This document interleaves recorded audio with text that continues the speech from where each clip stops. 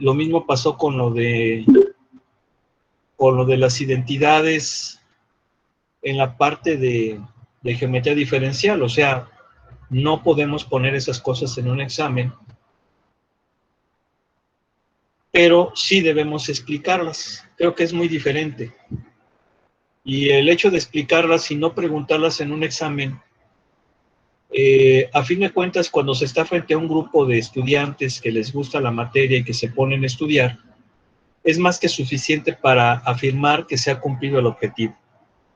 Pero obviamente ya lo otro ya no depende de uno, depende de los estudiantes.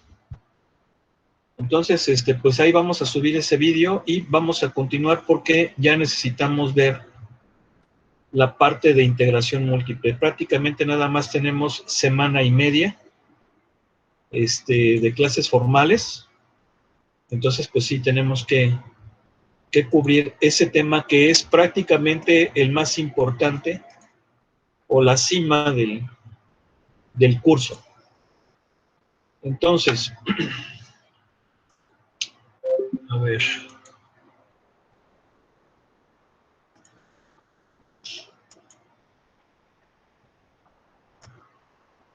¿Dónde está? Estamos acá por el capítulo. Es el capítulo 15.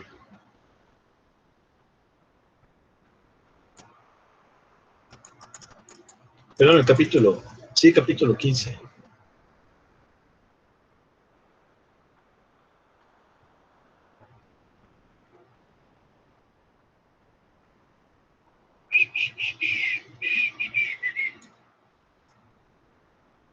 Aquí está. Bien, capítulo 15, que es integración múltiple. Si entendimos bien el tema de derivadas parciales, prácticamente este tema se nos va a facilitar bastante.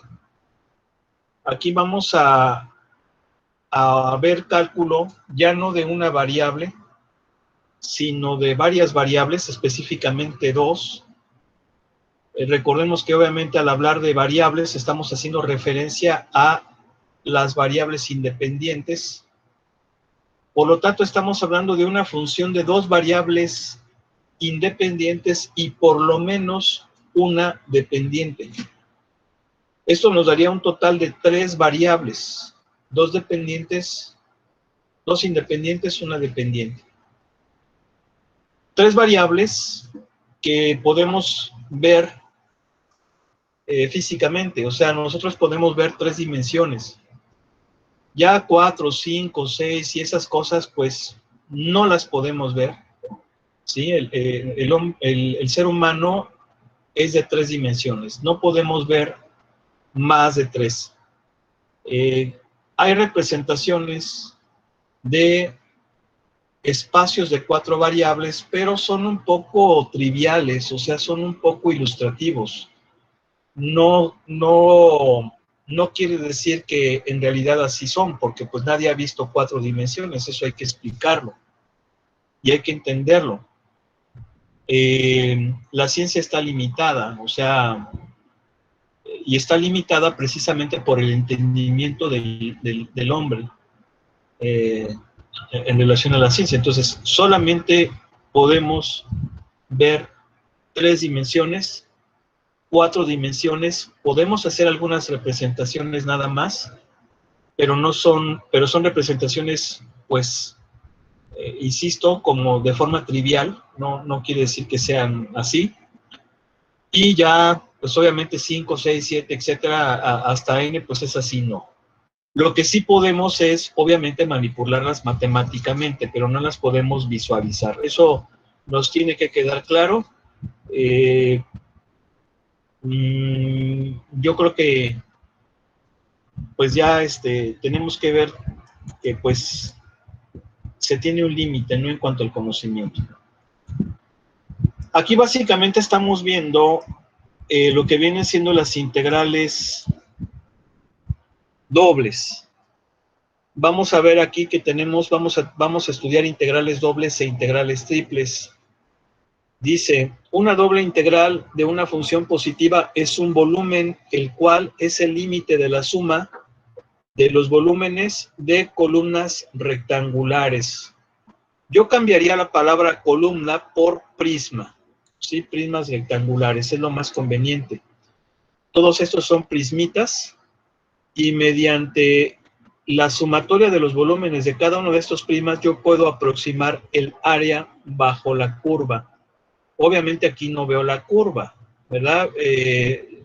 Pensaríamos que es solamente una parte, no está la curva como tal, la superficie como tal, sino la representación de ese volumen debajo de ella, y obviamente sobre el plano XY. Y aquí recordamos lo que habíamos visto en cálculo integral, de que al aumentar la partición, aumenta el número de rectángulos, y al aumentar el número de rectángulos, la exactitud o la aproximación del volumen es más exacta. Bueno, ¿cómo es esto? Bueno, aquí vamos a aplicar exactamente lo mismo que vimos en integral de una variable. La integral de una variable geométricamente nos da el área bajo la curva, bajo la curva de la función. ¿Por qué hablamos de curva? Bueno, porque curva es una porción o una parte de la función entre un valor y otro. Aquí entonces, por ejemplo, tenemos un valor A y un valor B. Yo hago una partición, y obviamente mediante esa partición yo puedo aproximar el área bajo la curva mediante una sumatoria de áreas de rectángulos.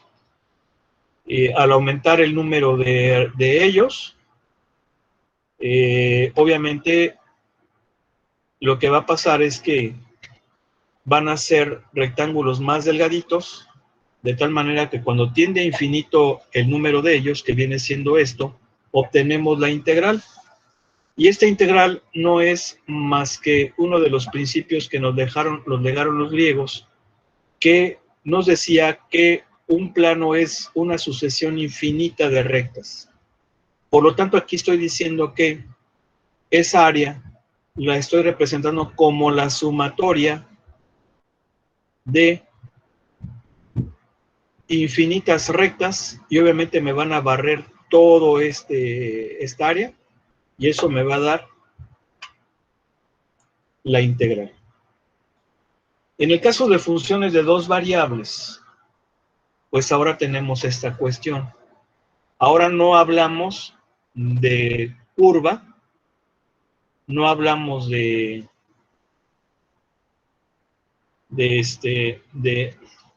gráfica. Bueno, de gráfica más o menos, o sea, o de forma indirecta, hablamos de superficie, ¿sí?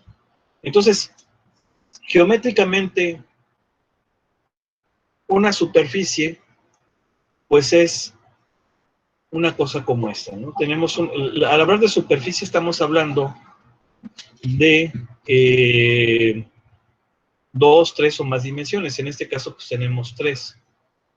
Entonces, esta superficie se proyecta sobre el plano XY una región, esta región E.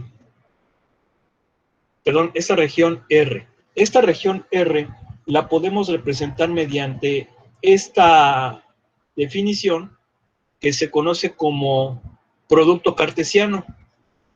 En un producto cartesiano, lo que tenemos aquí es el intervalo en X, o sea, X va de A a B,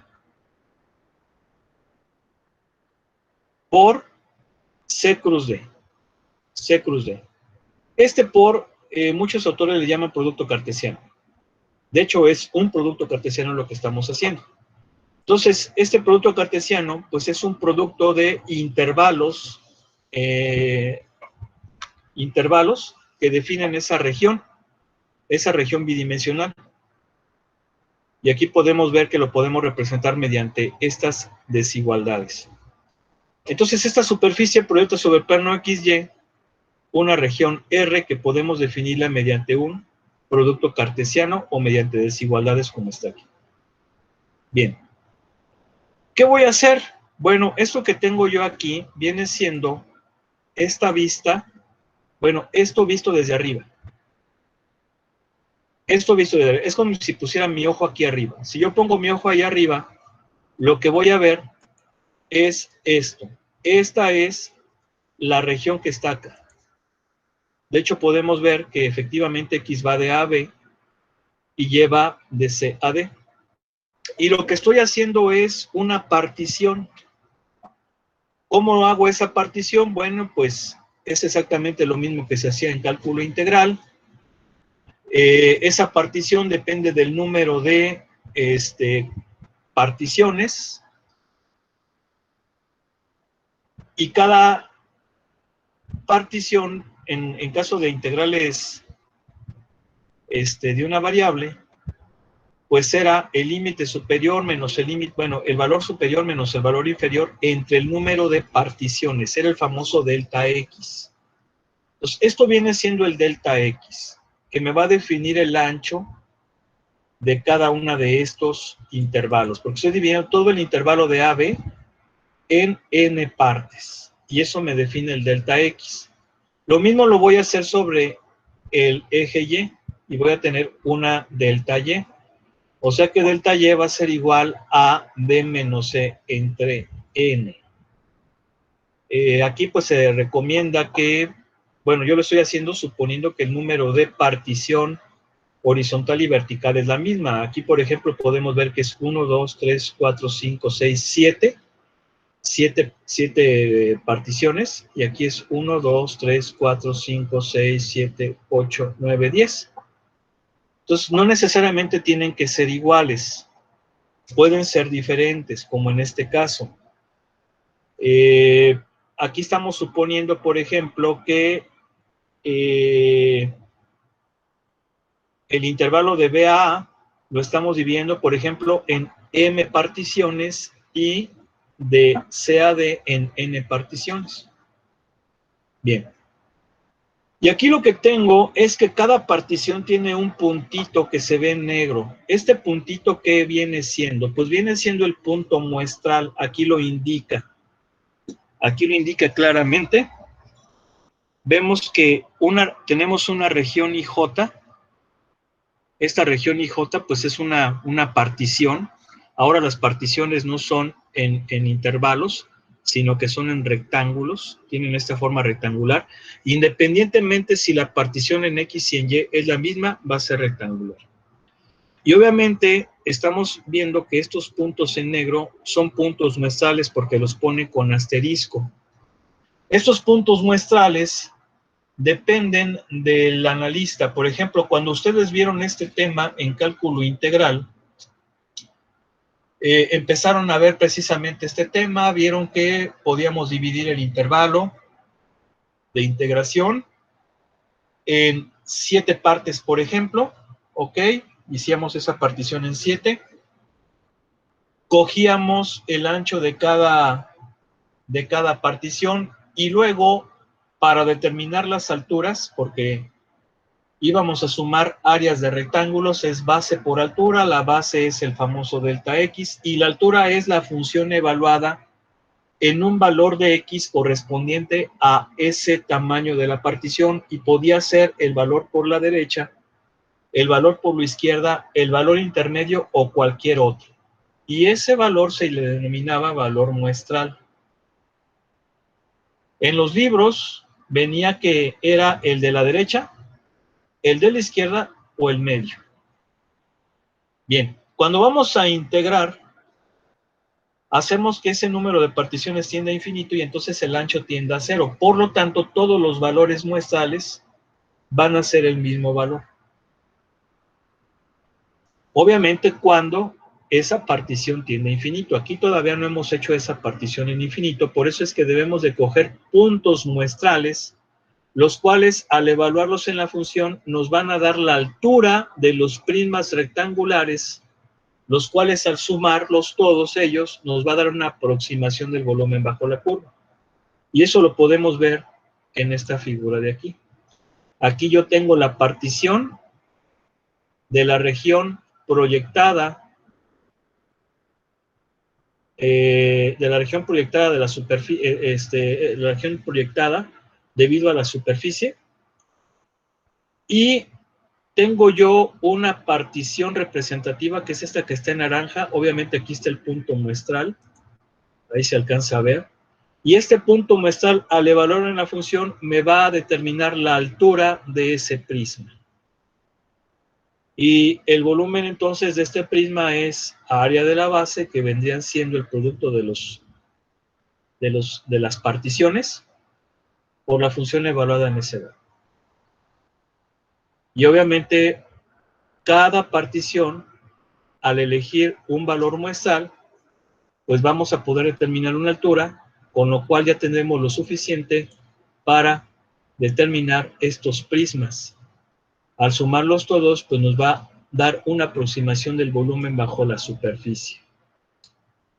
Cuando ese número de particiones tiende a infinito, pues prácticamente el delta X y el delta Y tienden a 0, y entonces esos prismas pudiéramos pensar que se convierten en segmentos de recta nuevamente. Y aquí volvemos a lo que nos decían los griegos.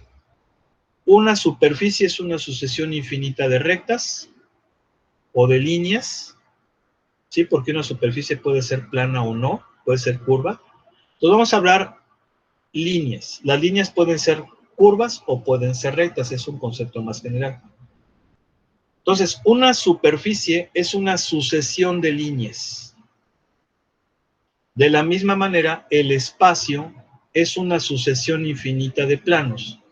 Y si los planos están definidos, estos sí, por líneas rectas, entonces el espacio se puede entender como una sucesión infinita de rectas. Y lo que estoy haciendo aquí es sumar esa cantidad de rectas para obtener el volumen. No es otra cosa más que la aplicación de la geometría euclidiana. Por eso es que la geometría euclidiana la seguimos aplicando, sigue siendo verdad. El hecho de que esté la geometría no euclidiana no significa que esté mal aquella, sino que es una generalización de la anterior. La plana está aplicada a superficies planas, la no euclidiana a superficies más generales. Entonces ya cuando esa partición tiende a infinito, aquí lo podemos ver, el número de particiones en X y en Y tiende a infinito, pues ya vamos a obtener la integral doble. Acuérdense que cuando hacemos esta partición infinita, estas sumatorias se convierten en integrales. ¿Y qué es lo que estoy haciendo aquí? Pues estas sumatorias es precisamente lo que me da el volumen o la suma de los volúmenes de todos estos prismas. ¿Por qué es una doble sumatoria? Porque sumo en X y luego sumo en Y. Por eso es que es una doble sumatoria. Y cuando el número de particiones tiende a infinito, pues ya obtendremos la integral y ya tenemos la certeza de que ese es el volumen exacto. Bien, aquí tenemos otro ejemplo. Lo que tenemos aquí es esta superficie. Esta superficie es podemos ver que es un paraboloide. Es un paraboloide elíptico. Y pues bueno, lo que queremos hacer es, por ejemplo, cogemos el producto cartesiano 0, 2, cruz 0, 2. Vamos a obtener esta porción del plano y vamos a calcular el volumen definido por esta porción del plano y por la superficie. Obviamente, aquí estoy utilizando una partición de 2 y 2. Pues obviamente es una aproximación con mucho error, pero si yo aumento el número de particiones, aquí estoy haciendo partición en X y en Y igual a 4, pues logro tener esto, ya está más aproximado. Con 8 es una mejor aproximación, con 16 es una mejor aproximación y así sucesivamente. Bien. Ahora aquí viene una regla muy importante que se llama la regla del punto medio. ¿Sí? Regla del punto medio para integrales, pues básicamente es lo que es como tomar el punto muestral como punto medio de cada partición nada más. Aquí tenemos eso. Yo quiero, esa es la región de integración. Z está acá arriba, no lo veo. Estoy viendo nada más la proyección de Z. Esto viene siendo Z, es la función, la que va a definir las alturas de los prismas, mientras que aquí, pues como lo estoy viendo desde arriba, aquí está el eje Z hacia arriba, apuntando hacia afuera. Estos vienen siendo las áreas de las bases de los prismas. Y entonces área de la base por altura que va a estar dividida por la función, pues nos da el volumen de cada prisma y al sumarlos a todos ellos, pues obtenemos el volumen exacto. Aquí hay algunas propiedades de las integrales dobles. Integral doble de una sumatoria, pues es, perdón, de una suma, pues es la suma de las integrales dobles. La integral doble del producto de un escalar por una función, pues es el escalar por la integral de la función. Aquí tenemos una propiedad de monotonía. Si f es mayor que g para cualquier valor del intervalo, entonces la integral sobre f va a ser mayor que la integral sobre g. Y aquí vienen los ejercicios, pero estos ejercicios no los vamos a hacer porque están muy fáciles. No tienen caso, están muy facilitos. Mejor vámonos al siguiente tema, el cual sí vamos a hacer ejercicios. Les voy a pedir por favor que silencien, bueno, que apaguen su micrófono. No veo necesidad para ponerlo, a menos de que vayan a preguntar, o a menos de que necesiten alguna respuesta, o que quieran saludar a alguien, o que quieran tener buenos deseos. Se activó solo, profe, disculpa. Ok. Bueno, vamos a ver este capítulo, el 15.2, nada más esperen un tantito. Dejen ir por un poquito de agua.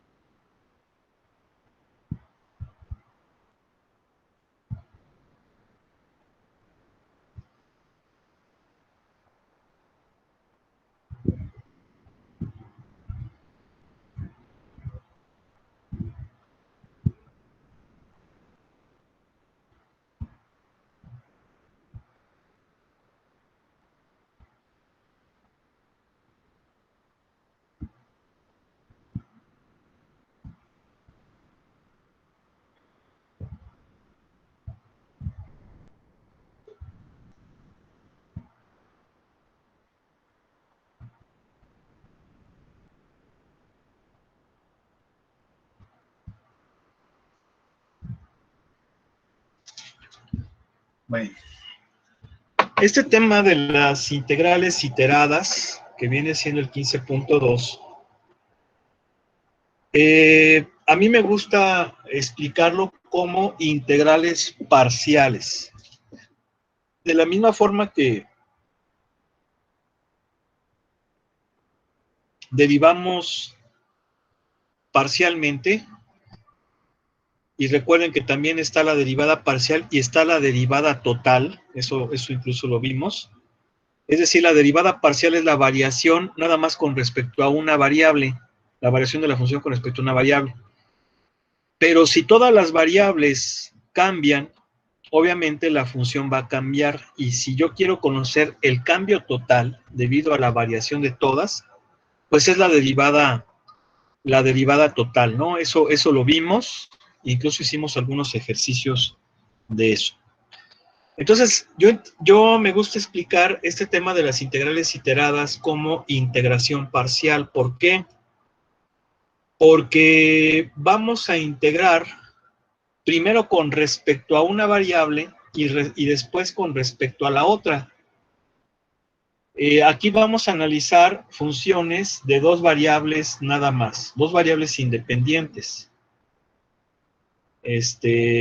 Entonces, eso lo podemos representar mediante una integral doble. Entonces, aquí tenemos precisamente eso, una integral doble, y la forma de hacerlo es de adentro hacia afuera. Primero integrar con respecto a una variable y luego con respecto a la otra. Ese orden de integración debe de obedecer al orden de las diferenciales. Primero va diferencial de y al final diferencial de x. Por lo tanto, si yo voy a integrar de adentro hacia afuera, sería integrar primero con y luego con x. Bien. Pero cuando vimos el tema de derivación parcial, vimos el famoso teorema de Clario.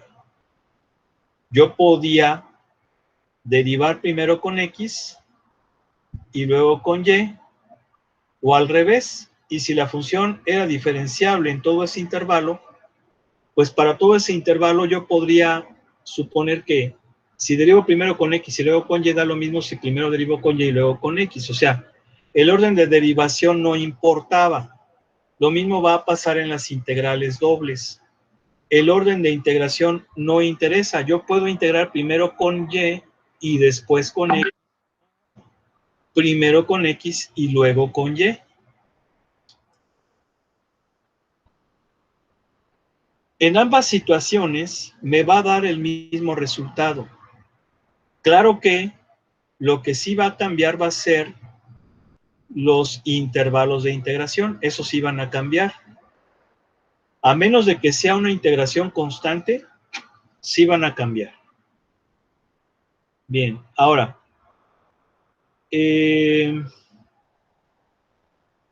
estas integrales, donde primero integro con y, a ver, déjenme ver a ver si sí. Bueno, porque si no creo que va a venir más adelante, mejor no voy a esperar. Bueno, y aquí tenemos lo que comentaba, que es el equivalente a el teorema de Clairaut. Del teorema de Clairaut lo que nos decía era que yo podía derivar primero con x y luego con y, o al revés si obtengo el mismo resultado. Pues hay un teorema parecido en una integración doble, que es el teorema de Fubini. Este teorema de Fubini nos dice que el volumen definido por una función al proyectarla sobre el plano XY, lo puedo determinar integrando primero con y y luego con x, o primero con x y luego con y, no importa, me va a dar el mismo resultado. Entonces se viene siendo el equivalente al teorema de Clairaut. Y este teorema pues, se le debe a este matemático italiano que se llamaba Guido Fubini. Aquí nos dice,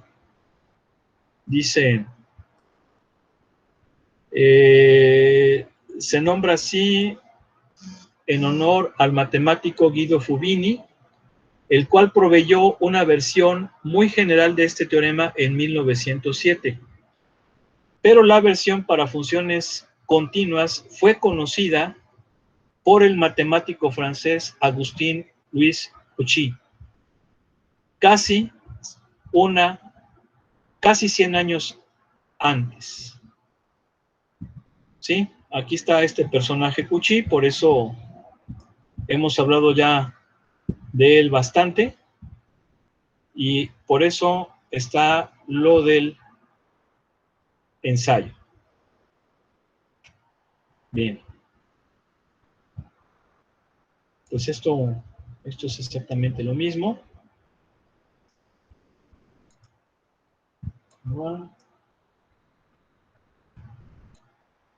Y ya empiezan los problemas, los ejercicios.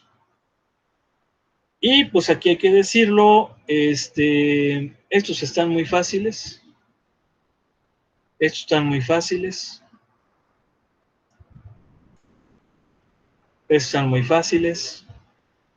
Ya lo buenecillo empieza del 25 en adelante. Sin embargo, pues vamos a calentar motores. Vamos a llevarnos las reglas. Vamos a hacer uno de estos. Yo creo que aquí lo conveniente sería hacerse el 19. A ver, vamos a ver.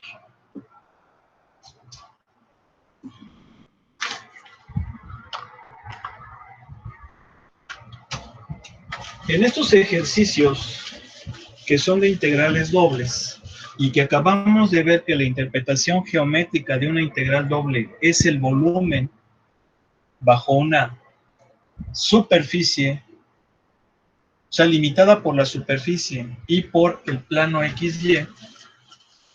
Para poder hacer esos ejercicios necesito bosquejar el área de integración. Si yo no bosquejo el área de integración, no tengo idea de lo que estoy haciendo. Arte de magia. Un pajarito. O sea, yo no entiendo cuál sería ahí la forma en cómo se obtuvo. Entonces ahí, tache. No puso la región. Es lo primero que se debe de hacer. Lo primero. Tengo que saber de dónde a dónde voy a integrar. Si yo no lo visualizo, si no lo pongo, tache. Así podrá estar todo el procedimiento, podrá estar bien. Si no está el área sobre la cual voy a integrar, es más, hasta la voy a poner con color rojo. Tache. Ya. Fin de la discusión. Entonces, ese ejercicio me dice que es la integral doble bajo la región R, o sobre la región R, más bien, sobre la región R de X seno de X más Y, diferencial de A.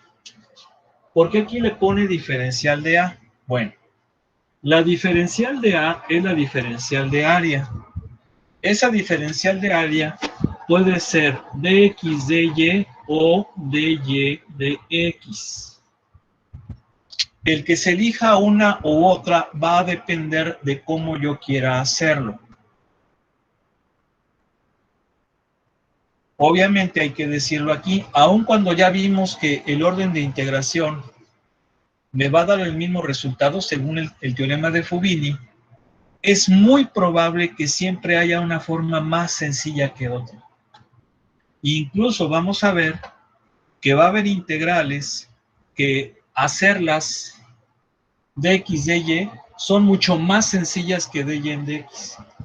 O a lo mejor una de ellas es muy complicada de hacerla y si cambiamos el orden de integración va a ser muy sencillo.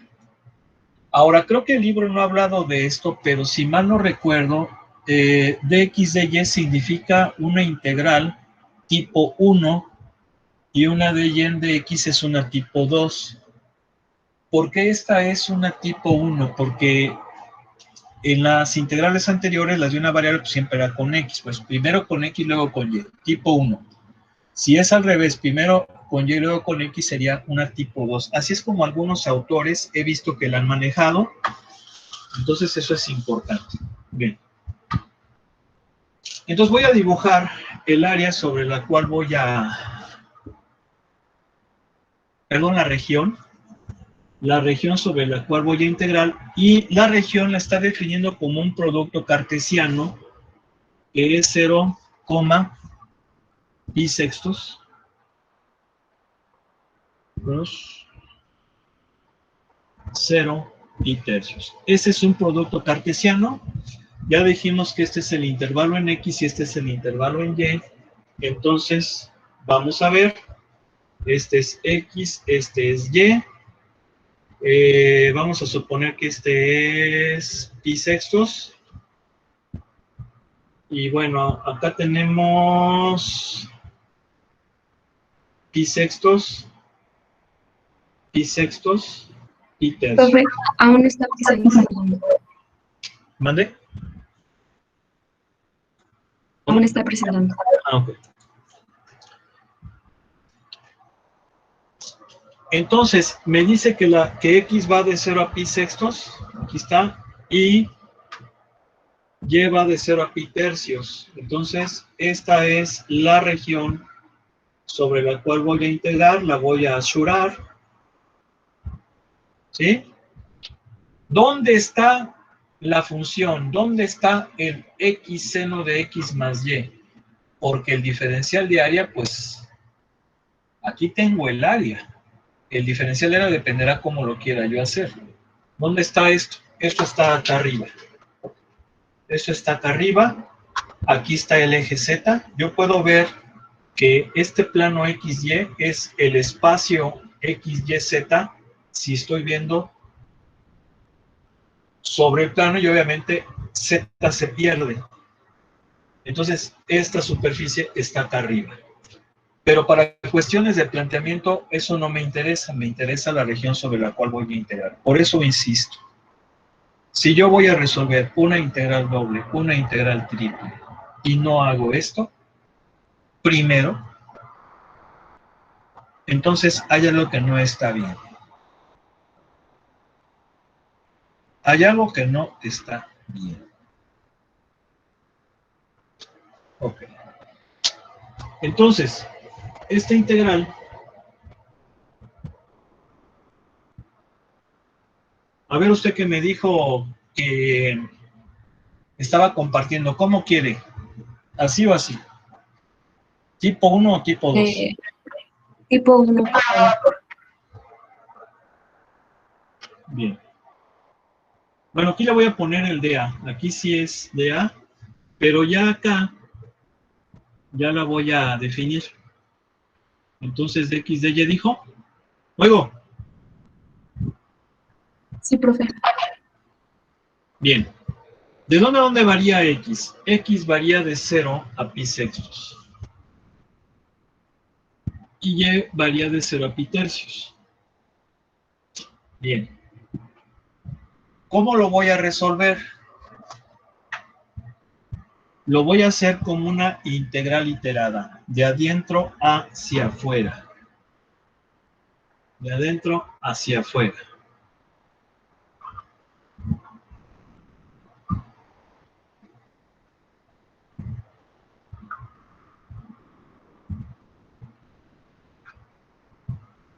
Ya sí.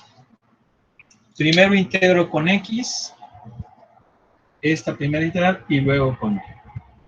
Veamos que hay consistencia con los límites de integración y el orden el orden de las diferenciales que determinan el orden de integración. Entonces, primero voy a integrar con X, por lo tanto, a la Y la voy a suponer como constante. Entonces, esta integral para hacerla, pues la tengo que hacer por partes. ¿Por qué? Porque es como si hiciera la integral de X seno de X de X. Tengo que hacerla por partes. Entonces, si la hago por partes, obviamente cojo como U a X, a dB como seno de X, y como du a dx, y como v a la integral del seno, que es el coseno de X.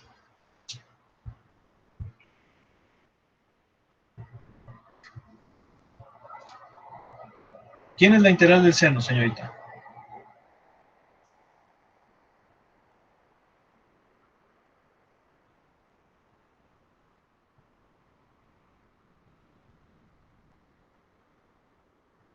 La integral del seno es menos coseno, ¿no? Sí, profe. Entonces es menos coseno. Bien, entonces, si yo aplico la integración por partes aquí, me va a quedar U por V, o sea, menos X coseno de X más Y, menos, pero con este menos se va a hacer más, la integral de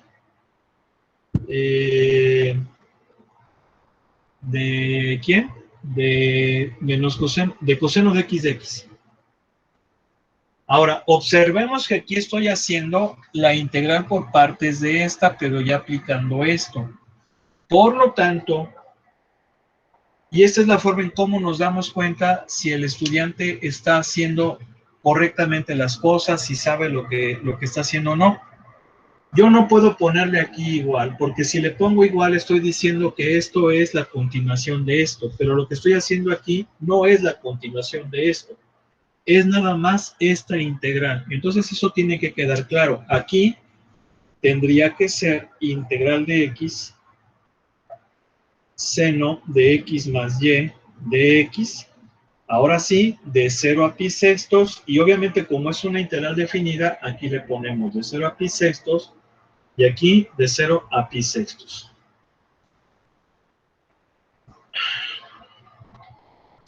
Entonces aquí voy a preguntar algo.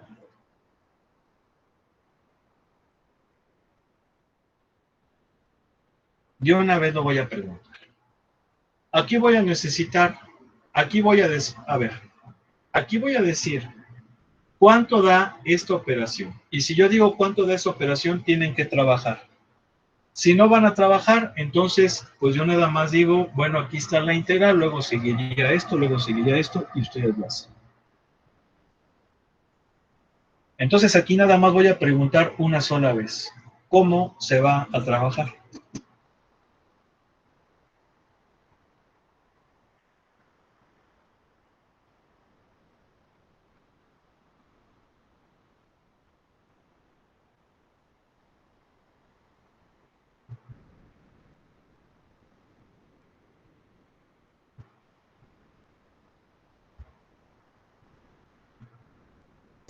¿En la clase, profe, o en el ejercicio en específico? No entendí nada. Entendí nada más bien.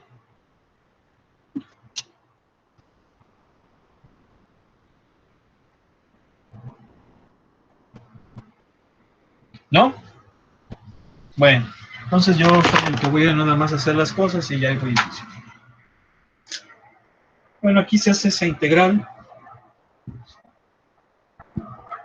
Aquí va a quedar así.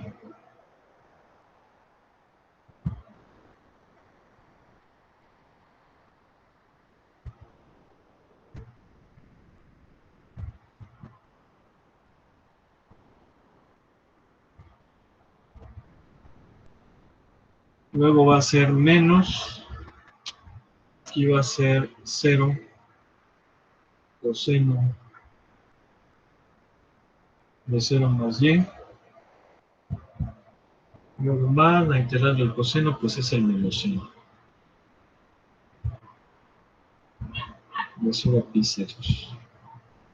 Entonces, esto es menos pi sextos coseno de pi sextos más y. Este va a dar 0.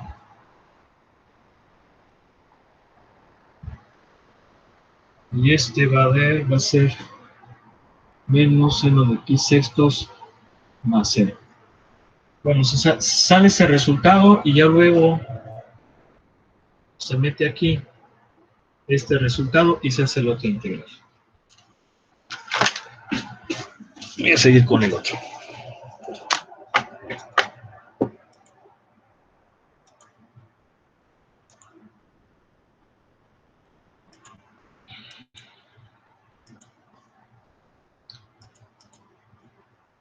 Estos ejercicios ya son un poco más interesantes. De hecho, a ver.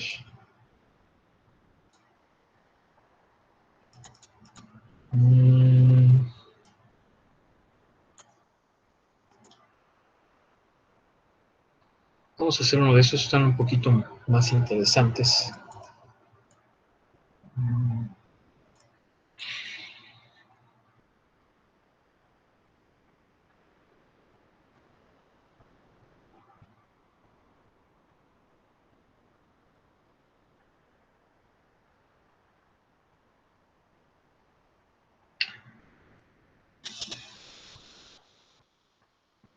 A ver, por ejemplo, el 30 dice, encontrar el volumen del sólido en el primer octante limitado por este cilindro y el plano y igual a 100. A ver, vamos a ver cómo va a ser este.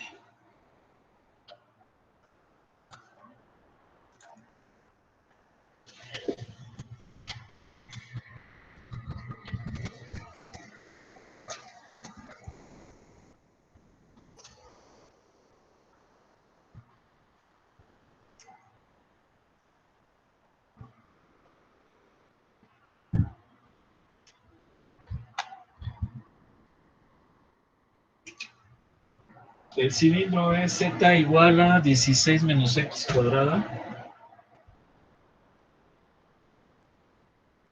Y el plano es y igual a 5.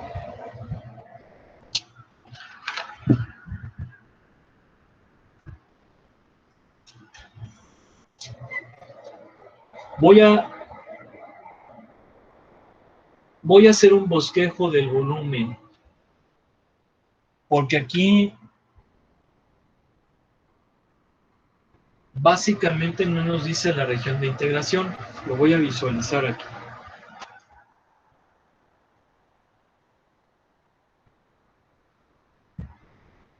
X, Y, Z. Este es un cilindro parabólico. Es un cilindro parabólico sobre el plano XZ. Si X vale 0, Z vale 16. Si X vale 4, más menos 4, pues Z vale 0. Sería la parábola Z igual a 16 menos X cuadrada, pero como estamos en 3D, la Y toma cualquier valor y entonces esto se va así. Y aquí va a estar nuestro prisma. Es un bosquejo más o menos del cilindro. Es un cilindro parabólico. Más o menos sería esto así. Obviamente esta parte iría punteada. Y nos dice y igual a 5. ¿Quién es y igual a 5? Bueno, pues y igual a 5 vamos a suponer que es 1, 2, 3, 4, 5. Llega hasta aquí el plano y ese plano pues obviamente es una cosa como esta y hasta ahí me va a limitar el cilindro. Ahora, ¿por qué? ¿Qué pasa acá? Acá no hay problema porque nos está diciendo que es el primer octante. Es el primer octante. Entonces, el primer octante, pues obviamente es el que está aquí. Ese es el primer octante. Bien, entonces, ¿cómo va a ser esto, lo del volumen? Vamos a ponerle esto aquí como punteado. Va a ser volumen, ese va a ser un volumen, porque de hecho creo que dice el mismo ejercicio. Encuentra el volumen, exactamente. Bien, entonces, yo sé que el volumen es este integral doble. Es f de x, y diferencial de a. Recordemos que el diferencial de área puede ser de x de y o y de x. Y la altura pues va a estar determinada por la función que viene siendo la z. Bien. Entonces, vamos a ver. Para plantear esas ecuaciones dobles, yo lo que recomiendo es primero empezar con esto de aquí, con el integrando. Esto pues no hay ningún problema, viene siendo z, o sea, 16 menos x cuadrado. Y luego la diferencial de área puede ser de x de y o de y de x. Eso va a depender de cómo quiera yo hacerlo, pero también va a depender de cuál sea más fácil. Para ver esa variación, lo que se hace es ver cómo varía x y cómo varía y para ello tengo que poner mi ojo aquí arriba. Por eso es que en estos ejercicios a veces vamos a tener que ver el espacio y el plano XY, que es donde queda el área de integración. Si yo pongo mi ojo aquí arriba, lo que voy a ver es esto. X, Y. Bueno, obviamente va a ser diferente porque si pongo mi ojo aquí arriba, uno diría, no. Este es el eje X y este va a ser el eje Y. Bueno, como guste, no hay problema. El eje Z, ¿dónde queda? El eje Z está aquí y obviamente la superficie queda de esta forma. Entonces, por ejemplo, aquí sería 4, 1, 2, 3, 4. 1, 2, 3, 4, 5. Esta va a ser la región de integración. Esta. ¿Por qué? Porque la X varía de menos 4 a 4, porque en 4 y menos 4 es donde intersecta al plano XY el cilindro parabólico. Y Y pues va precisamente hasta 5, y como es el primer octante, pues es esta la región sobre la cual voy a integrar. Aquí no hay ningún problema porque esta región es rectangular y de hecho se puede representar con un plano cartesiano, pero aquí son conjunciones. Entonces, ¿cómo lo voy a hacer? Puede ser de X o puede ser de Y o al revés. Yo la voy a hacer de Y de X. Si la hago de Y de X va a ser obviamente aquí tengo que poner los límites porque aquí no los he puesto. ¿Y de dónde a dónde varía? Y varía de 0 a 5 y X varía de 0 a 4. Y entonces, pues esta no hay ningún problema. Aquí va a ser de 0 a 4. Entero con respecto de Y va a ser 16Y menos X cuadrada Y. Esto es de 0 a 5 de X. Integré con Y, entonces sustituyo. Y esto va a ser 90. No, 80. Menos 5X cuadrado. Obviamente en el límite inferior va a dar 0, me va a quedar así. Ahora voy a integrar con respecto de X. Y si integro con respecto de X va a ser 80X menos 5 tercios de X cúbico, de 0 a 4. Y entonces esto va a ser 320 menos 16. 16 por 4 son 64. 64 por 5 tercios.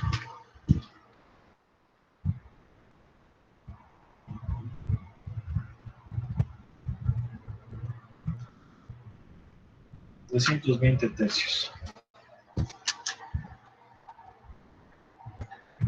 320 tercios. En el inferior pues va a dar 0 y esto va a dar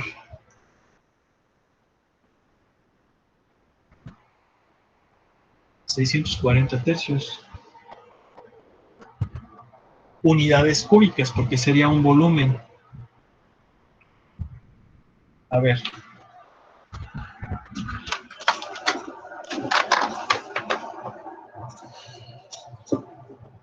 Ese es el problema 30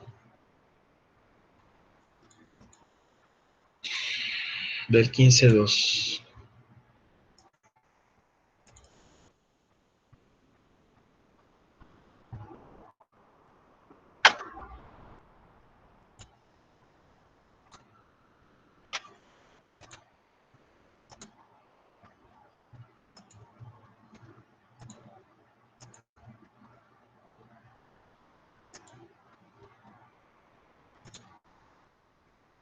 Del 15.2.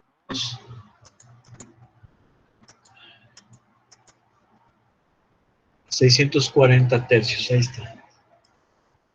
Obviamente el libro no pone nada de esto. No pone ni la región sobre la cual se va a integrar ni el volumen. Pero hay que ponerlo. Si no se pone, pues no se tiene idea de lo que se está haciendo. Esa sería la cosa. Bien. Vamos a hacer otro ejercicio. Ah, no, ya no. Ya son las 7:08. Bueno, mañana se continúa. Sale, profe, gracias. Gracias, profe. Nos vemos mañana. Sí.